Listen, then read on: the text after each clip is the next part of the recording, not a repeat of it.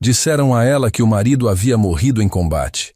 Ela enterrou um caixão vazio, criou a filha sozinha, até o dia em que o telefone tocou, e do outro lado veio a voz de um homem que já não existia mais.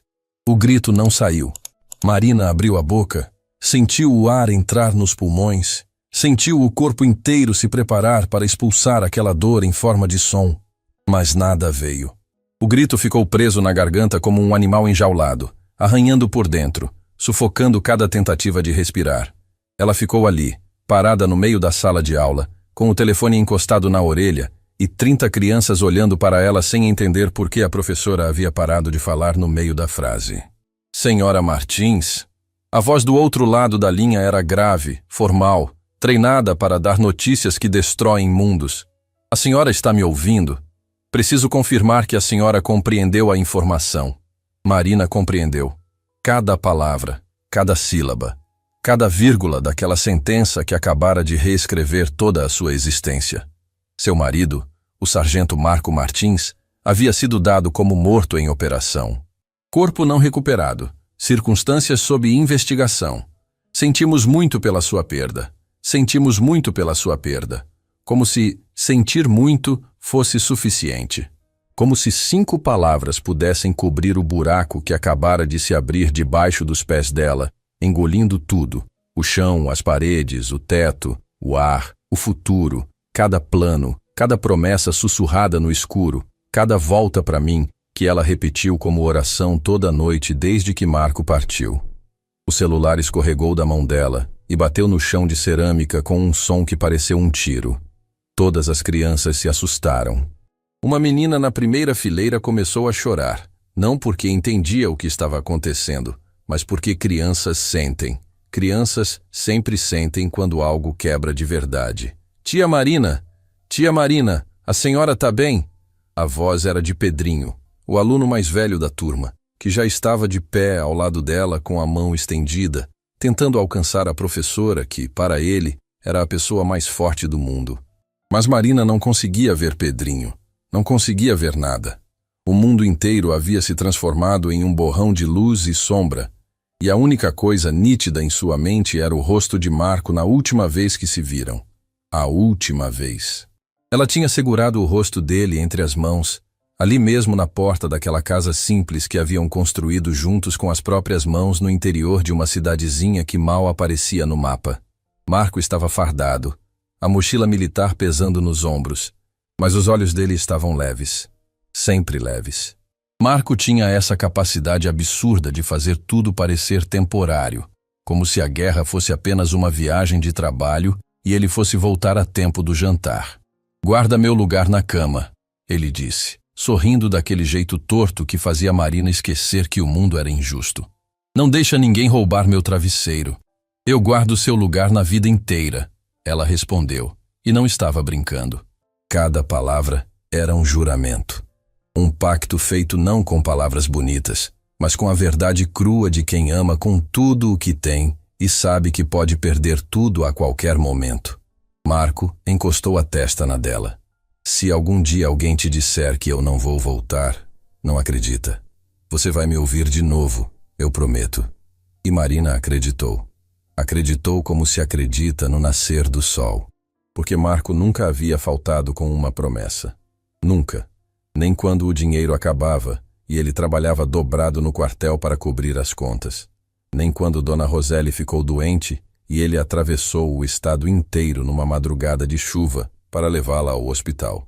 Marco Martins era o tipo de homem que cumpria o que prometia, custasse o que custasse.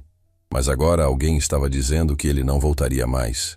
E Marina, pela primeira vez desde que se conhecia, não conseguia acreditar em nada. As pernas cederam.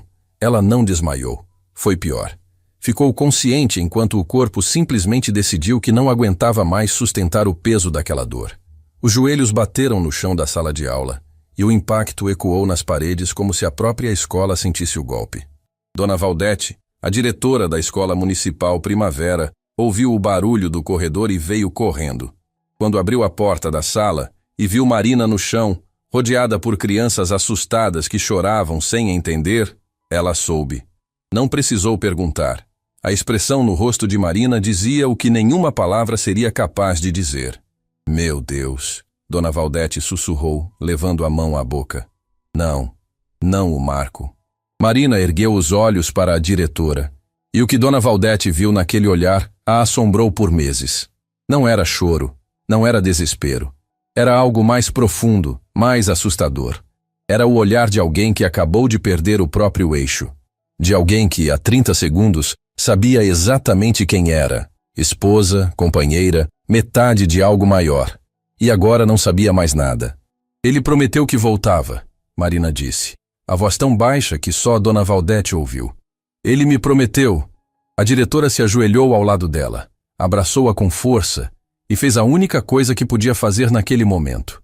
Ficou ali. Apenas ficou. Porque às vezes, quando o mundo desmorona, a única coisa útil que alguém pode oferecer é presença. A notícia se espalhou pela cidade como fogo em palha seca. Em comunidades pequenas, a dor não tem paredes. Ela vaza pelas frestas, atravessa cercas, percorre estradas de terra e chega antes mesmo que alguém tenha coragem de pronunciá-la em voz alta. Antes que Marina conseguisse se levantar daquele chão, metade da cidade já sabia. E a outra metade já estava a caminho. Dona Roseli soube pela vizinha. Estava na cozinha preparando o almoço quando ouviu a batida na porta. Ao abrir, viu o rosto da Dona Nilda, a vizinha de décadas, e não precisou de explicação. Dona Nilda estava chorando. E Dona Nilda não chorava por qualquer coisa. É o Marco? Dona Nilda apenas assentiu. O prato que Dona Roseli segurava se espatifou no chão. Ela não gritou, não chorou. Não fez nada que qualquer pessoa esperaria de uma mãe recebendo a pior notícia possível. Em vez disso, ela se apoiou no batente da porta, respirou fundo e disse com uma voz que não parecia humana de tão controlada. Onde está Marina? Na escola. E a menina? Na creche ainda. Dona Roseli tirou o avental devagar, dobrou-o sobre a cadeira como se estivesse arrumando a casa para uma visita e caminhou até a porta. Dona Nilda ficou parada sem saber o que fazer. Roseli, você não quer que eu... Eu preciso ir buscar minha neta, Dona Roseli interrompeu. Depois vou buscar minha nora. Depois vou chorar meu filho, nessa ordem. Porque se eu chorar agora, não consigo fazer as outras duas coisas. E saiu, com passos firmes e o coração despedaçado em silêncio. Lívia estava na creche Cantinho Feliz, sentada no chão, montando uma torre de blocos coloridos quando a avó apareceu.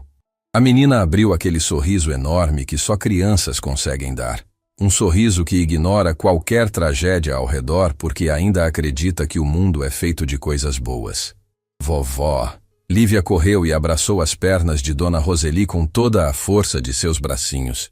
E foi ali, naquele abraço, que Dona Roseli finalmente sentiu o primeiro tremor. A primeira rachadura na armadura que havia construído nos últimos 10 minutos. Porque segurar uma criança que nunca vai conhecer o pai é um tipo de dor que não tem nome em nenhum idioma. Mas ela não chorou. Ainda não. Ainda tinha coisas a fazer. Vamos passear, meu anjo? Dona Roseli disse, a voz quase perfeita, quase normal, com apenas um leve tremor que Lívia era pequena demais para perceber. Vamos ver a mamãe? Vamos sim. Quando Dona Roseli chegou à escola com Lívia no colo, encontrou Marina sentada nos degraus da entrada, enrolada em um cobertor que alguém havia trazido, olhando para o nada. Ao redor dela, professoras, funcionários e vizinhos formavam um semicírculo silencioso, como se estivessem velando alguém que ainda respirava. Marina ergueu os olhos ao ouvir a voz de Lívia chamando mamãe. E quando viu a filha nos braços da sogra, algo aconteceu. O rosto de Marina se contorceu em uma expressão que misturava amor e agonia em proporções iguais. E ela estendeu os braços para a filha como um náufrago se agarra à última tábua no oceano. Lívia foi para o colo da mãe sorrindo, sem entender nada. Agarrou o rosto de Marina com as mãozinhas e disse, com a simplicidade devastadora que só as crianças possuem: mamãe, não chora. Papai vai voltar. Ele prometeu. O silêncio que se fez ao redor foi absoluto. Vizinhos cobriram a boca com as mãos. Dona Valdete virou o rosto. Uma das professoras se afastou soluçando. porque aquela menina estava repetindo sem saber a mesma promessa que Marco havia feito para Marina. A mesma promessa que, segundo o exército, nunca mais seria cumprida. Marina abraçou Lívia com uma força que vinha de um lugar anterior às palavras, anterior à razão, anterior a qualquer coisa que pudesse ser explicada. E finalmente chorou. Não um choro discreto, controlado, socialmente aceitável. Um choro de entranhas. Um choro que vinha do fundo da alma e saía pela boca como um lamento que fez cada pessoa presente sentir a própria dor refletida naquela mulher destroçada. Dona Roseli se aproximou devagar, se ajoelhou diante da nora e da neta e envolveu as duas com os braços. 3 gerações de uma família destruída pela mesma notícia, unidas naquele abraço nos degraus de uma escola, enquanto o mundo ao redor continuava girando como se nada tivesse acontecido. E ali, naquele momento, Marina tomou uma decisão que ninguém esperava. Enxugou o rosto com as costas da mão, olhou para Dona Roseli com uma firmeza que contrastava violentamente com as lágrimas ainda escorrendo e disse: "Eu quero ver o corpo." O silêncio ficou mais pesado. "Marina," Dona Roseli começou. "Eu quero ver o corpo dele, Dona Roseli. Preciso ver, porque enquanto eu não vir com meus próprios olhos, ele não está morto. Não para mim." Dona Roseli engoliu seco. Olhou para Dona Valdete, que desviou o olhar. Olhou para os vizinhos, que não sabiam o que dizer. E então olhou de volta para Marina e disse a verdade que todos estavam evitando. "Não tem corpo, minha filha. Disseram que não conseguiram recuperar." A frase pairou no ar como veneno. "Não tem corpo." Marina ficou imóvel por um longo instante. Depois, devagar, um sorriso estranho surgiu em seus lábios. Não era um sorriso de felicidade. Era algo entre desafio e loucura, entre fé e desespero. Era o sorriso de uma mulher que acabara de encontrar, na ausência de uma prova, a permissão para continuar acreditando. "Então ele não está morto," Marina disse. E sua voz tinha uma convicção que arrepiou cada pessoa presente. "Sem corpo, não há morte. E enquanto não houver morte, eu vou esperar." "Marina, o exército confirmou. O exército confirmou que não encontrou meu marido. Isso é diferente de confirmar que ele morreu." Ela se levantou, com Lívia ainda no colo, e olhou ao redor para cada rosto que a observava com pena. "Vocês podem chorar por ele se quiserem. Podem fazer orações, podem rezar missas, podem até vestir preto. Mas eu não vou enterrar quem está vivo. Não vou. E se o mundo inteiro me chamar de louca, que chame. Prefiro ser louca com esperança do que sã sem ele." Ninguém respondeu. O que se responde a uma mulher que se recusa a aceitar a morte do homem que ama? Dona Rosélia olhou com lágrimas silenciosas escorrendo pelo rosto envelhecido e pela primeira vez não soube se sentia pena ou admiração. Talvez os dois. Talvez nenhum. Talvez apenas o reconhecimento duro de que o amor, quando é do tipo que não se escolhe, transforma pessoas comuns em forças da natureza. Marina desceu os degraus da escola com a filha no colo e a sogra ao lado. Atravessou aquele corredor de olhares piedosos sem baixar a cabeça uma única vez e caminhou em direção à casa. Atrás dela, os sussurros começaram. Coitada. Não aceitou ainda. É o choque. Vai passar. Vai passar nada. Essa mulher vai enlouquecer esperando. Mas Padre Antônio, que havia chegado em silêncio e assistido tudo do portão da escola, disse algo que calou todos os demais. Disse baixinho, quase para si mesmo, mas alto o suficiente para quem estava perto. Ou talvez ela saiba de algo que nós não sabemos. Naquela noite, Marina colocou Lívia para dormir, sentou-se na cama que dividia com Marco e pegou a última carta que ele havia enviado. Estava amassada de tanto ser lida e relida. As dobras do papel já tão gastas que ameaçavam rasgar a qualquer momento. Ela passou os dedos pelas palavras escritas à mão, reconhecendo cada curva da letra dele, cada pressão diferente da caneta, e leu a última linha pela 1000ª vez. "Eu volto. Nem que seja a última coisa que eu faça nessa vida. Eu volto para você." Marina encostou a carta no peito, fechou os olhos e sussurrou no escuro. "Então volta, Marco. Porque eu estou aqui. E não vou sair daqui até você chegar." E em algum lugar que ela não podia ver, em algum lugar que ninguém sabia que existia, Um homem dado como morto abriu os olhos no escuro. E a primeira palavra que saiu de seus lábios foi um nome. O nome dela. A cidade inteira se vestiu de luto. Marina, não. Quando a notícia de que o exército faria uma cerimônia oficial em homenagem ao sargento Marco Martins chegou à casa de Marina, trazida por um oficial jovem demais para carregar aquele tipo de peso, ela estava na cozinha dando café da manhã para Lívia. A menina brincava com uma colher, batendo no prato de mingau como se fosse um tambor, rindo daquela risada pura que só existe quando o mundo ainda não ensinou que há motivos para parar de rir. O oficial parou na porta, a postura rígida, o cap nas mãos, e esperou que Marina o notasse. Quando ela se virou e viu aquele uniforme, o corpo inteiro enrijeceu. Não de medo, de raiva. A senhora é Marina Martins, esposa do sargento Marco Martins? Sou. O comando regional designou uma cerimônia de honras póstumas para o sargento Martins. Será realizada no quartel-general Marechal Deodoro, e a senhora, como cônjuge, honras póstumas, Marina repetiu. E a forma como pronunciou aquelas palavras fez o oficial recuar meio passo. Não era uma pergunta, era uma acusação. Vocês querem me dar uma bandeira dobrada, um discurso bonito e um caixão vazio, e esperam que eu agradeça? O oficial engoliu seco. Senhora, o protocolo de vocês mandou meu marido para uma missão e trouxe de volta um relatório. Um pedaço de papel dizendo que ele não existe mais. Sem corpo, sem prova, sem nada. Marina se aproximou. E mesmo sendo menor que o oficial, a força que emanava dela o fez sentir-se diminuído. Vocês perderam meu marido. E agora querem que eu participe de um teatro para fingir que fizeram tudo certo? Lívia parou de bater a colher. Olhou para a mãe com aqueles olhos enormes que absorviam tudo sem filtro. Marina percebeu, e num esforço sobre-humano, suavizou a expressão.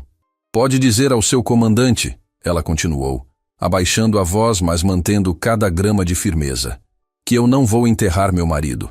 Não hoje, não amanhã, não nunca, porque ele não está morto. O oficial assentiu, colocou o cap de volta na cabeça e saiu sem dizer mais nada. Já havia visto aquilo antes. Famílias que não aceitavam. Esposas que se agarravam à negação como a um colete salva-vidas. Sabia que, em algum momento, a realidade venceria. Mas ele não conhecia Marina. A cerimônia aconteceu mesmo assim. O exército não precisava da permissão da viúva para homenagear um soldado caído. E a palavra viúva já estava em todos os documentos oficiais, em todos os formulários, em todas as linhas burocráticas que transformam uma vida em um número, um nome em uma estatística, um homem em uma memória.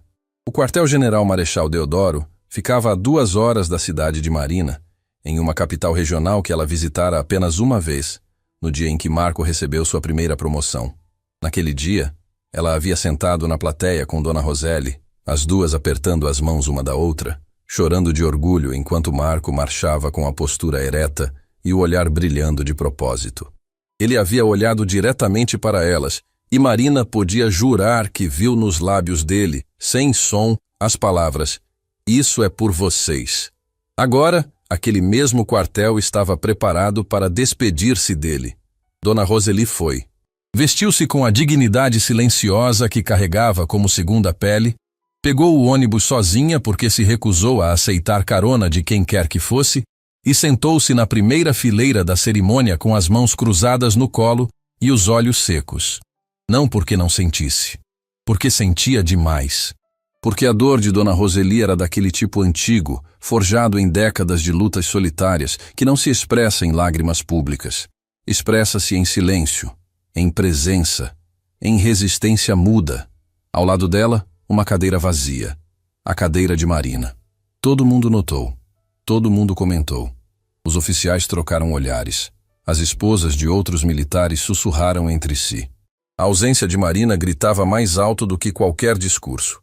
O Major Teixeira, comandante direto de Marco, conduziu a cerimônia com a rigidez esperada. Falou sobre dever, sobre honra, sobre sacrifício. Palavras grandes, pesadas, ensaiadas para soar como verdade. Mas quando chegou o momento de falar especificamente sobre Marco, algo mudou em sua voz. O sargento Martins era o tipo de soldado que faz outros homens quererem ser melhores, o major disse. E pela primeira vez suas palavras não pareciam ensaiadas. Ele nunca reclamava, nunca questionava uma ordem sem antes cumpri-la. Mas fazia algo que poucos fazem. Ele cuidava. Cuidava dos companheiros como se fossem irmãos. Cuidava dos civis como se fossem família. E carregava no bolso do fardamento uma fotografia amassada da esposa e da filha, que ele nunca parou de olhar. Dona Roseli fechou os olhos nesse momento. Apertou as mãos com tanta força que os nós dos dedos ficaram esbranquiçados. O sargento Martins deu a vida por este país. O major continuou. E o mínimo que podemos fazer é garantir que essa vida não seja esquecida. Um soldado se aproximou de Dona Roseli carregando uma bandeira dobrada em triângulo. A bandeira que deveria ter ido para a Marina. A bandeira que simbolizava o agradecimento de uma nação por um filho que não voltou. Dona Roseli olhou para aquele triângulo de tecido e, por um instante, todo mundo pensou que ela finalmente choraria, que finalmente se quebraria, que a mãe finalmente cederia ao peso impossível de sobreviver a um filho.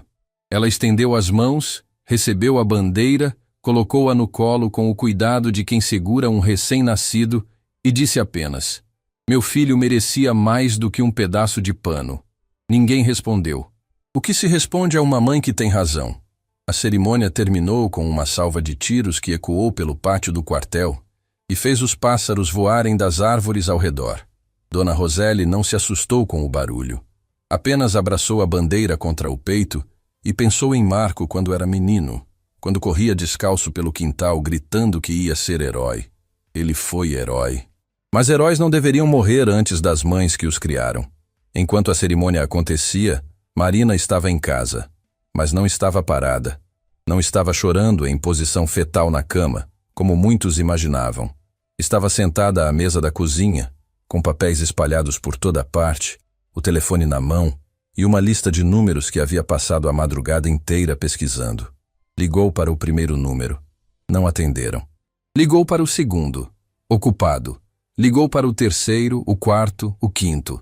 Cada tentativa frustrada era um soco no estômago, mas Marina não parava, não podia parar, porque parar significava aceitar, e aceitar significava morrer por dentro, e morrer por dentro significava que Lívia cresceria com uma mãe vazia, e isso ela não permitiria. No 10º telefonema, alguém atendeu. Departamento de Informações Operacionais do Comando Militar, em que posso ajudar? Meu nome é Marina Martins. Meu marido é o sargento Marco Martins, da Companhia Bravo, 3º Batalhão de Operações Especiais. Ele foi dado como morto em operação, mas o corpo não foi recuperado. Eu quero saber exatamente o que aconteceu, onde aconteceu e por que vocês desistiram de procurar. Houve uma pausa do outro lado. Uma pausa longa demais para ser apenas protocolar. Senhora, esse tipo de informação é classificada. Não posso... Classificada para quem? Para a esposa que criou a filha dele sozinha enquanto ele servia a este país?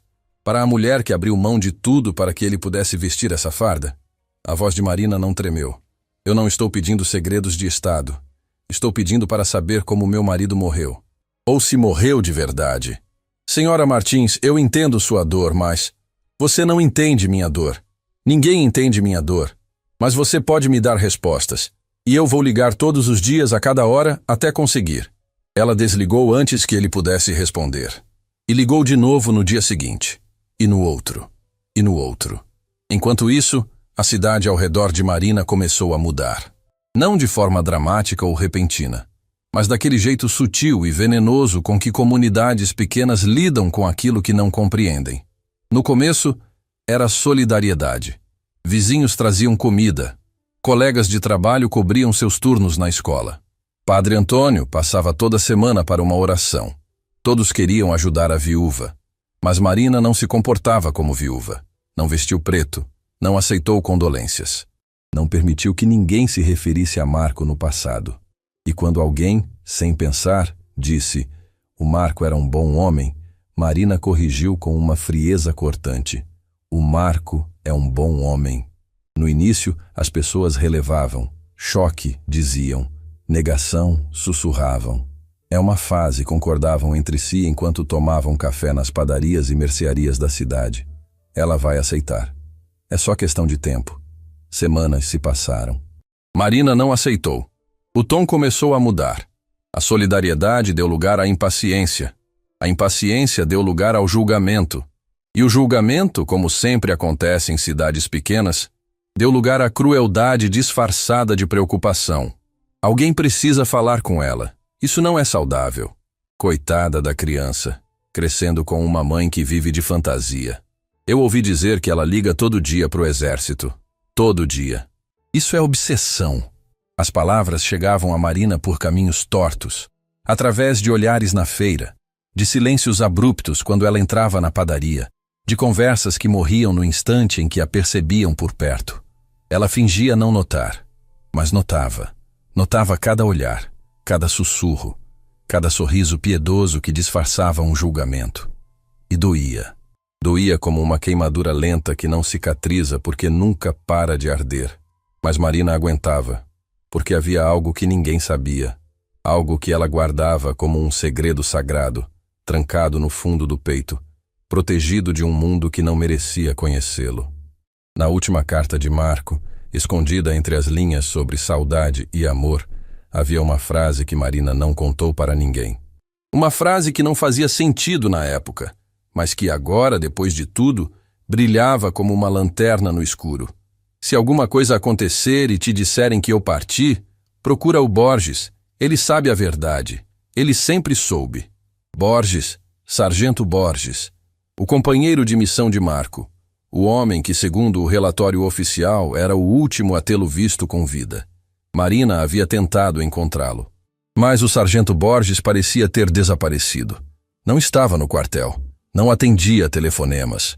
Não respondia às mensagens que ela enviava através de cada canal que conseguia encontrar. Era como se a terra tivesse engolido os dois, Marco literalmente e Borges figurativamente. Até que numa tarde qualquer, quando Marina já começava a duvidar da própria sanidade, o telefone tocou. Ela atendeu sem esperança, preparada para mais uma resposta automática do exército, mais uma voz treinada dizendo que sua solicitação estava em análise. Mas a voz do outro lado não era treinada. Era rouca, trêmula, assustada. Marina? É o Borges, Sargento Borges, companheiro do Marco. O coração de Marina parou. Depois disparou. Depois parou de novo. Borges, onde você estava? Eu tentei. Eu sei que você tentou me encontrar. E eu devia ter ligado antes. Devia ter falado antes. Mas eu não podia. Eles não deixavam. E a voz dele falhou, engasgada por algo que parecia culpa.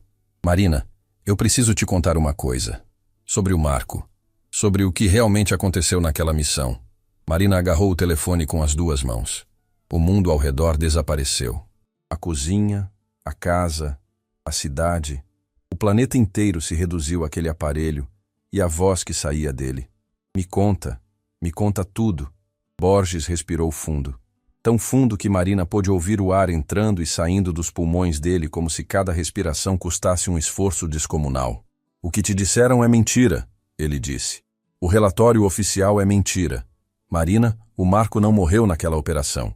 O chão sumiu debaixo dos pés de Marina. Ou talvez tenha sido o teto que desceu. Ou talvez o mundo inteiro tenha girado no eixo errado por um segundo, porque nada fazia sentido e tudo fazia sentido ao mesmo tempo. O quê? Ela sussurrou. Ele estava vivo quando eu o vi pela última vez. Ferido, mas vivo. E eu... Marina, me perdoa. Pelo amor de Deus, me perdoa. Porque eu fui embora. A ordem era recuar e eu recuei.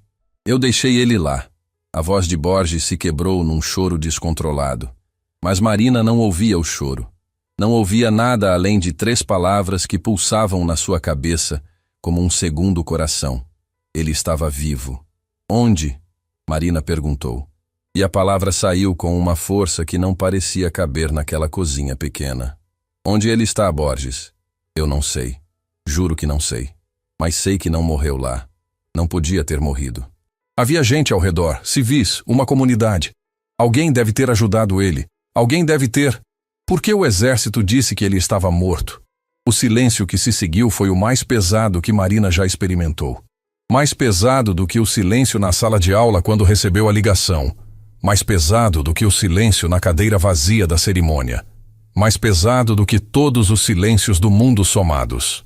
Porque era mais fácil, Borges finalmente disse, e cada palavra saía encharcada de vergonha. Porque recuperar um soldado ferido em território hostil custa dinheiro, custa tempo, custa risco político. E um soldado morto é só uma bandeira dobrada e um discurso bonito. Marina sentiu algo nascer dentro dela naquele momento. Não era alívio, não era esperança renovada. Era algo mais perigoso, mais poderoso, mais incontrolável. Era fúria.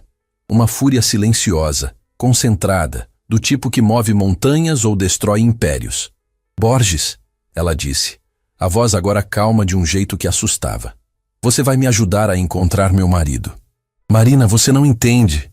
Se eles souberem que eu falei com você, eu não perguntei se você quer. Eu disse que você vai, porque você deve isso a ele. Você deve isso a mim.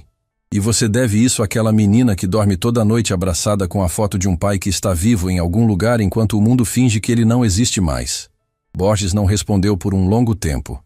Então, com a voz de quem acaba de tomar a decisão mais difícil da vida, disse: Eu vou te mandar tudo o que eu tenho. Coordenadas, relatórios, tudo. Mas Marina, se você seguir por esse caminho, não tem volta. Eles vão tentar te parar. Vão dizer que você é louca. Vão tirar tudo o que puderem de você. Marina olhou para o corredor que levava ao quarto de Lívia. Conseguia ouvir a respiração suave da filha dormindo. A filha que abraçava a foto do pai toda noite.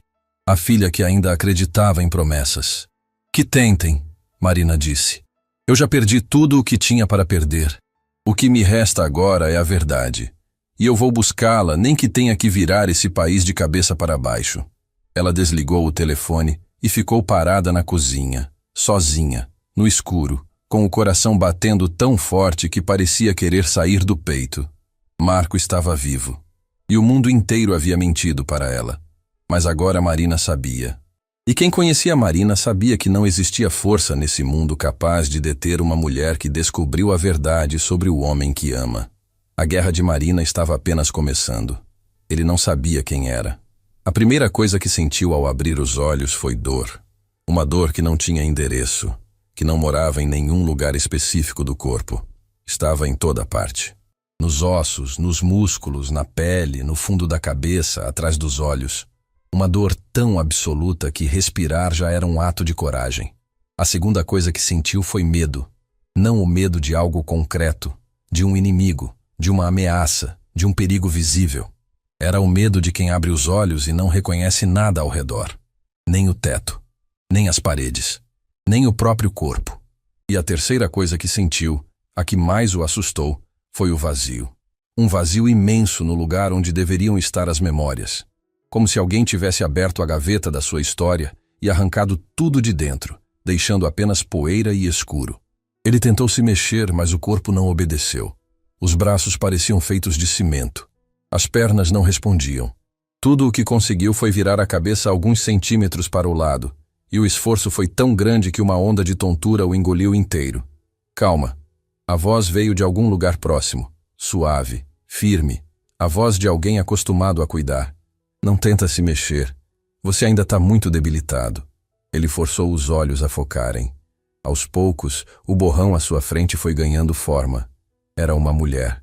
Mais velha, com as mãos marcadas por décadas de trabalho, os olhos escuros e atentos como os de quem já viu o pior que a vida pode oferecer e mesmo assim decidiu continuar cuidando. Onde eu estou? A voz dele saiu como um sussurro rasgado, como se a garganta tivesse esquecido como produzir som. Na minha casa, numa comunidade que não aparece em mapa nenhum. A mulher se aproximou e colocou um pano úmido na testa dele. Meu nome é Jurema. Te encontramos à beira do rio, mais morto do que vivo. Meu marido, seu Evaristo, te carregou nas costas por quase 1 hora até aqui. Ele tentou processar aquelas informações, mas era como tentar segurar água com as mãos. Tudo escorria, nada fazia sentido. E eu, quem... Quem sou eu? Jurema o olhou com uma compaixão que vinha de um lugar profundo. Não era pena, era reconhecimento. O reconhecimento de quem entende que existem dores piores do que as do corpo. Isso a gente não sabe, meu filho. Você não tinha documento nenhum, só a roupa do corpo, toda rasgada, e isso aqui. Ela estendeu a mão e mostrou uma fotografia. Pequena, amassada, manchada de lama e algo que parecia ser sangue seco, mas ainda legível, ainda intacta o suficiente para mostrar o rosto de uma mulher segurando uma criança nos braços.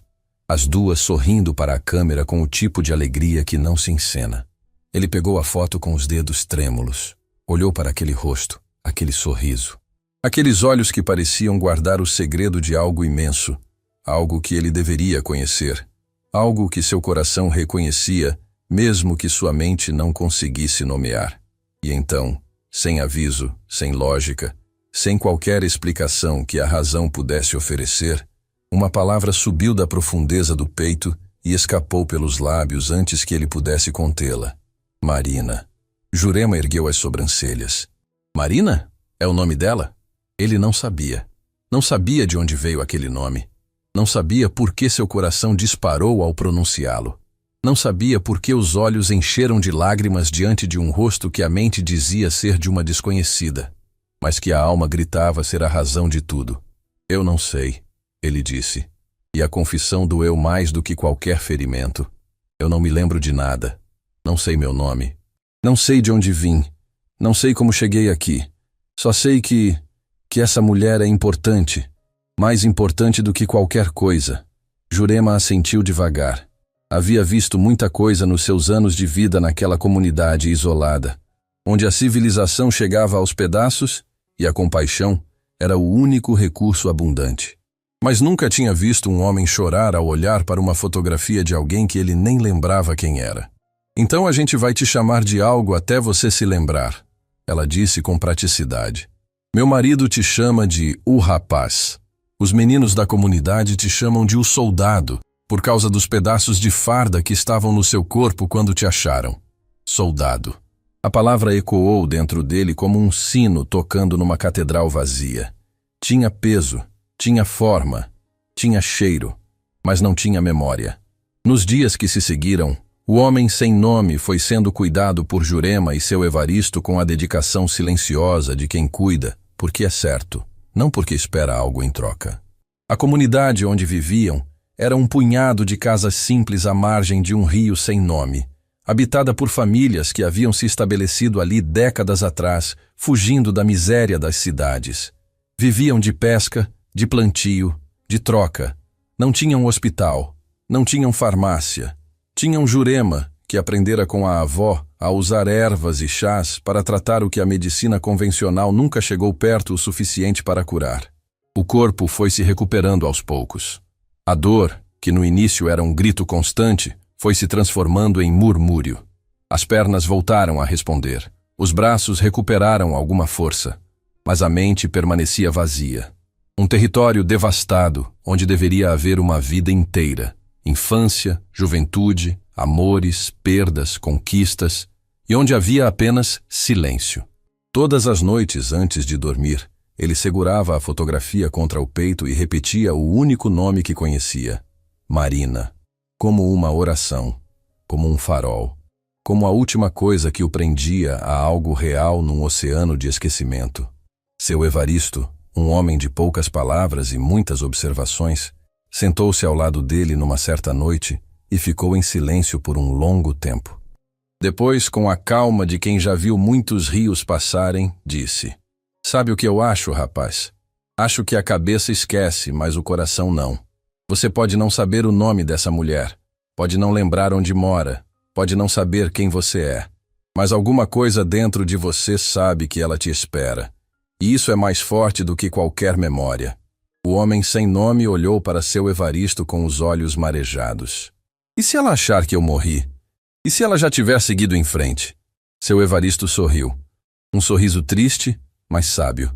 Homem, eu sou casado com a Jurema há 40 anos. E se tem uma coisa que eu aprendi, é que mulher que ama de verdade não segue em frente. Ela espera. Mesmo quando todo mundo manda ela parar de esperar. Mesmo quando a razão diz que não faz sentido. Ela espera. Porque o amor que vale alguma coisa é o que resiste mesmo sem garantia. Uma manhã, enquanto tentava dar os primeiros passos fora da cama, ele tropeçou e caiu de joelhos no chão de terra batida. Jurema veio correndo, mas ele ergueu a mão pedindo para não ajudarem. Ficou ali, de joelhos, com os punhos cerrados no chão, tremendo de esforço e frustração. Não era a queda que doía, era a impotência. Era saber que em algum lugar existia uma mulher que talvez estivesse esperando por ele, e ele nem sequer conseguia andar. Eu vou levantar, ele disse para o chão, como se fizesse um pacto com o próprio corpo. Eu vou levantar, e vou caminhar, e vou sair daqui, e vou encontrar ela, nem que leve o resto da minha vida. E levantou, com as pernas tremendo, com o suor escorrendo, com cada músculo gritando para que parasse. Mas levantou, porque havia descoberto algo fundamental sobre si mesmo, algo que nenhuma perda de memória seria capaz de apagar. Ele não era do tipo que desiste. E enquanto um homem sem nome segurava uma fotografia numa comunidade perdida no mapa, tentando lembrar quem era e para onde voltar, Marina, a centenas de quilômetros dali, segurava a mesma foto, uma cópia idêntica que Marco carregara no bolso e que ela mantinha na mesinha de cabeceira. E sussurrava no escuro as mesmas palavras que ele tentava arrancar da memória destruída. Eu estou aqui, e não vou sair daqui até você chegar. Dois corações chamando um pelo outro através de uma distância que parecia infinita. Dois corações que o mundo inteiro queria convencer de que já não batiam no mesmo ritmo. Dois corações que se recusavam a desistir. Mas o destino, que às vezes parece cruel e às vezes parece misericordioso, já estava movendo suas peças. Porque na manhã seguinte, um barco encostou na margem do rio daquela comunidade. E dele desceu um homem que não era da região. Um homem com olhar cansado, ombros curvados pela culpa, e um mapa rabiscado à mão com coordenadas que não levavam a lugar nenhum nos registros oficiais, mas que o trouxeram exatamente até ali. Sargento Borges parou diante da primeira casa que encontrou. Olhou ao redor daquela comunidade esquecida pelo mundo e perguntou com a voz de quem carrega o peso de uma confissão há tempo demais. Estou procurando um homem. Um soldado. Ele pode não lembrar quem é, mas eu sei. E a esposa dele precisa saber que ele está vivo. Jurema, que estava na porta da casa secando as mãos num pano de prato, olhou para aquele estranho e depois olhou para dentro, onde o homem sem nome dormia segurando a fotografia amassada contra o peito. E soube, antes que qualquer palavra fosse dita, que a história daquele rapaz estava prestes a mudar para sempre. Borges quase não entrou. Ficou parado na porta da casa de Jurema por tempo suficiente para que o suor escorresse da testa até o queixo, para que o coração batesse tão forte que ele pudesse senti-lo nos ouvidos, para que cada fibra do seu corpo implorasse para dar meia volta, entrar naquele barco e desaparecer de novo no rio, na culpa, no esquecimento. Mas ele não podia mais fugir. Já havia fugido tempo demais. Entra, Jurema disse. Não como convite, mas como ordem. Aquela mulher tinha o dom de ler pessoas como quem lê o céu antes da tempestade. E o que ela lia naquele homem parado na sua porta era um temporal a ponto de desabar. O rapaz está dormindo, mas precisa acordar. Se você é quem diz ser, ele já esperou demais. Borges entrou com passos hesitantes. A casa era simples. Chão de terra batida, paredes de adobe, um cheiro de ervas e madeira queimada que impregnava tudo. No canto do cômodo, numa cama improvisada sobre tábuas, estava o homem que ele viera procurar.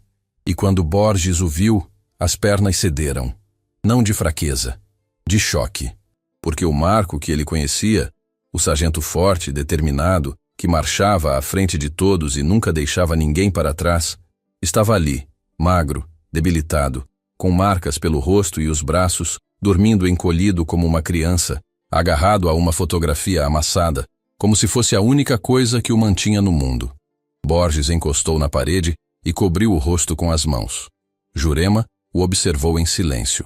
Seu Evaristo, que apareceu na porta dos fundos com um balde de peixes, parou ao ver a cena e entendeu que aquele não era momento para palavras. Eu fiz isso. Borges murmurou por entre os dedos. Eu deixei ele lá. Recebi a ordem de recuar e recuei. Olhei para trás e vi ele caído, e mesmo assim continuei andando. Continuei andando. Deus me perdoe. Eu continuei andando. Jurema se aproximou devagar e colocou a mão no ombro dele. Não disse nada. Apenas deixou a mão ali, pesada de compaixão, como uma âncora para um homem que estava se afogando em culpa há tempo demais. A culpa é um bicho traiçoeiro, ela disse depois de um longo silêncio. Ela te come por dentro devagar, e quando você percebe, já não sobrou nada. Mas eu vou te dizer uma coisa. Se você veio até aqui, se cruzou rios e matos e distâncias para encontrar esse homem, então a culpa não te destruiu, te trouxe de volta, e isso é diferente. Borges baixou as mãos e olhou para Jurema com os olhos vermelhos. Ele vai me reconhecer? Ele não reconhece nem ele mesmo, meu filho. Não lembra o próprio nome. Não lembra de onde veio. A única coisa que sobrou na cabeça dele é o nome de uma mulher e essa foto que ele não larga por nada. Marina. Borges sussurrou. Então é verdade. A mulher existe. Existe. E está esperando por ele. E está lutando contra o mundo inteiro para provar que ele não morreu. Jurema assentiu devagar, como se aquela confirmação completasse um quebra-cabeça que ela vinha montando desde o dia em que seu Evaristo trouxe aquele desconhecido nos braços. Então acorda ele, ela disse. Tá na hora desse rapaz saber quem é. Borges se aproximou da cama. Cada passo pesava como se o chão fosse de areia movediça. Quando chegou ao lado de Marco, ajoelhou-se devagar e ficou ali, olhando para o companheiro que havia abandonado, respirando fundo para juntar coragem suficiente para o que viria a seguir. Marco, ele chamou baixinho. Marco, sou eu. Borges. O homem sem nome se mexeu. Os olhos se abriram devagar, turvos de sono, e levaram alguns segundos para focar no rosto que estava diante dele. Não houve reconhecimento, apenas confusão. Aquele olhar vazio de quem procura uma conexão que a memória se recusa a entregar. Quem é você? Borges sentiu a pergunta como uma facada. Engoliu o nó na garganta e respondeu. Sou seu companheiro. Servimos juntos. Estávamos na mesma missão quando tudo aconteceu. Ele fez uma pausa, respirou. Seu nome é Marco. Marco Martins. Você é sargento do exército. Tem uma esposa chamada Marina e uma filha chamada Lívia, e elas estão esperando por você. O homem sem nome, Marco, ficou imóvel, os olhos fixos em Borges, processando cada palavra como se fosse um código que precisasse ser decifrado. Nada parecia conectar, nada acendia. Era como jogar fósforos num quarto escuro e nenhum deles pegar. Até que Borges disse, você carregava essa foto no bolso do fardamento, todo dia. Toda noite. Antes de dormir, você olhava para ela e dizia, amanhã é menos um dia. Era assim que você contava o tempo, não em dias que passavam, em dias que faltavam para voltar para casa. E algo aconteceu. Não foi uma explosão de memória. Não foi um filme passando diante dos olhos. Foi menor, mais sutil, mais profundo. Foi como uma brisa atravessando o deserto da mente de Marco e trazendo consigo um cheiro. Um cheiro que ele não conseguia nomear, mas que fez o coração apertar de um jeito que era ao mesmo tempo dor e conforto. Amanhã é menos um dia, Marco repetiu, e a frase saiu da boca dele não como repetição, mas como redescoberta, como se aquelas palavras tivessem morado dentro dele o tempo todo, escondidas num lugar que o esquecimento não conseguiu alcançar. Isso, Borges disse, e agora ele também chorava. Isso mesmo. Você dizia isso todo dia. Todo santo dia. Marco olhou para a fotografia em suas mãos, para o rosto de Marina, para o rosto de Lívia, e pela primeira vez desde que acordara naquela casa sem saber quem era, sentiu algo além de vazio. Sentiu direção, sentiu norte, sentiu o puxão invisível de algo maior do que a memória, maior do que a razão, maior do que qualquer ferimento que o corpo ou a mente pudessem carregar. Eu tenho uma filha. Ele disse, e a voz quebrou na última sílaba. Não era pergunta.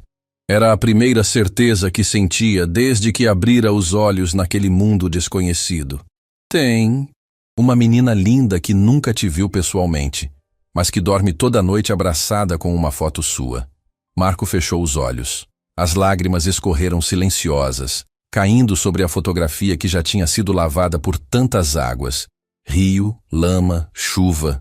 E agora era lavada pelas lágrimas de um pai que acabava de descobrir que era pai. Jurema enxugou os próprios olhos com a barra do avental e se virou para seu Evaristo, que estava parado na porta com o balde de peixes ainda na mão e os olhos brilhando de emoção contida. 40 anos juntos, e aquele homem ainda se comovia com cada história que passava por aquela casa. Borges, Marco disse, abrindo os olhos. O que aconteceu comigo? Por que estou aqui? Por que não me lembro de nada? E ali começou a parte mais difícil. A confissão que Borges carregava como uma pedra amarrada ao pescoço desde o dia em que tudo aconteceu. Ele contou. Contou sobre a missão, sobre o cerco que não estava previsto, sobre a ordem de recuar que veio cedo demais, sobre o momento em que viu Marco cair e, em vez de voltar, continuou correndo. Sobre a decisão de um comando que preferiu declarar um soldado morto a investir os recursos necessários para resgatá-lo. Sobre as semanas de silêncio, de relatórios falsificados, de verdades engavetadas. Contou tudo, sem poupar a si mesmo, sem embelezar, sem justificar. E quando terminou, o silêncio que preencheu aquela casa simples foi do tipo que muda o ar, que altera a temperatura, que faz o tempo parar por um instante,